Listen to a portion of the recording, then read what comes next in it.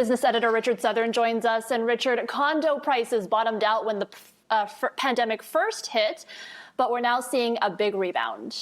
Yeah, they are heading skywards again, Erica. Happy Tuesday to you. You're right. We saw condo prices plummet in the early days of the pandemic. Few people wanted to be cramped up in the tiny condos in those early days. The collapse of the Airbnb market also played a big role. But times have changed. The average price of a condo in Toronto, now close to $740K. Got some new numbers in here I want to show you. $739,000+, the average price of a condo here in Toronto. That's up almost 15% year on year, with more than 5,300 sold in the past quarter.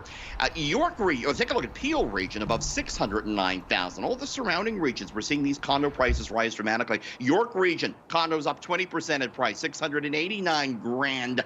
Halton region up more than 16% in price to 695,000. Erica, it's not hard to understand why prices for condos have rebounded. Many are simply priced out of the housing market, with the average home price here in Toronto well above $1 million. The experts, they think that condo demand will remain brisk throughout 2022.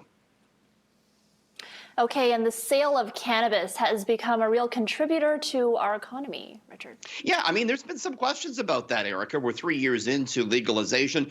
The cannabis companies, they haven't made a lot of money. Their stocks on Bay Street, they're in the basement right now. But a new report out today from Deloitte and the Ontario Cannabis Store says that legal cannabis has contributed $43.5 billion to Canada's GDP since legalization just over 3 years ago. It found the pot industry has generated $15.1 billion in Canadian tax revenues, $3 billion in tax revenues right here in the province of Ontario.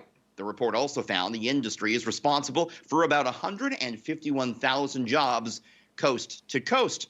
It is still an issue, Erica, that the black market is alive and well for cannabis. But as of late, we've been seeing some signs of that abating. The latest numbers out of Ontario indicate that legal sales are slowly starting to outpace illegal sales. And as a result, the legal money is starting to flow in when it comes to cannabis. All right, and finally, Canada's economy was growing steadily late last year, but that was before Omicron hit, Richard. Yeah, that's the problem with some of these economic indicators that are a bit backwards looking, but nonetheless, it was a good number. We're looking here at GDP for November. That's economic output, and it came in better than expected. It rose 0.6% in November. So yeah, the economy then was humming along nicely. But as you say, Omicron hit, in early December. So it's the December, particularly the January numbers will be interesting to see what they look like with the lockdowns having been reinstituted. As for the markets, you're seeing it on the right-hand side of your screen. It was a good day for stocks. The TSX rose for a third straight day. Want to give a quick mention before we go, Erica, to the price of gas. We're paying the most ever in Toronto, of course. It's not going to change tonight. We are looking, though, at a potential 1 cent increase first thing Thursday, which will bring the average price above $1.53.9. It's pricey to fill up the tank, Erica. All right. Thanks, Richard. That's business editor Richard Southern. Thanks, Erica.